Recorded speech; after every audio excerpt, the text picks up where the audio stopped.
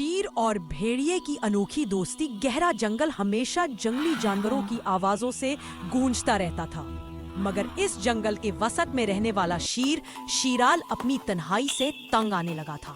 وہ طاقتور تھا، بہادر تھا، لیکن اس کے دل میں ہمیشہ ایک خاموش سی خواہش رہتی کہ کاش اس کا کوئی سچا دوست ہوتا۔ دوسری طرف جنگل کے شمالی حصے میں ایک سمجھدار اور چالاک بھیڑیا بیدار رہتا تھا۔ اگرچہ بھیڑیا اپنی چالاکی کی وجہ سے مشہور تھا، لیکن وہ بھی اپنے دل میں کمپینین شپ کی کمی محسوس کرتا تھا۔ ایک دن ایسا ہوا کہ دونوں کی ملاقات ایک چشمے کے کنارے ہوئی۔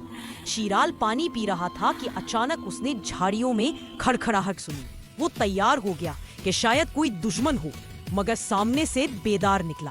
شیر نے گرج کر پوچھا کہ وہ یہاں کیوں آیا ہے۔ بیدار نے نرمی سے جواب دیا کہ وہ بس پیاس بجھانے آیا ہے۔ شیر نے حیران ہو کر پہلی بار کسی بھیڑیے میں خوف کے بجائے اعتماد دیکھا۔ یہی سے دونوں کے درمیان پہلی گفتگو ہوئی۔ وقت گزرتا گیا اور دونوں اکثر اس چشمے کے پاس ملنے لگے۔ وہ باتیں کرتے، جنگل کے حالات پر مشورہ کرتے اور کبھی کبھی شکار پر بھی ساتھ نکل جاتے۔ جنگل کے دوسرے جانور دونوں کی اس دوستی کو حیرت سے دیکھتے تھے، کیونکہ ایک شیر اور بھیڑیا دوست بنے یہ ہر روز کا واقعہ نہیں تھا۔ ایک دن جنگل میں انسانی شکاری داخل ہوئے۔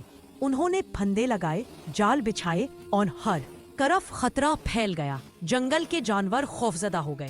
جب بیدار ایک پھندے میں پھنس گیا تو شیرال نے پوری قوت سے اس کی مدد کی۔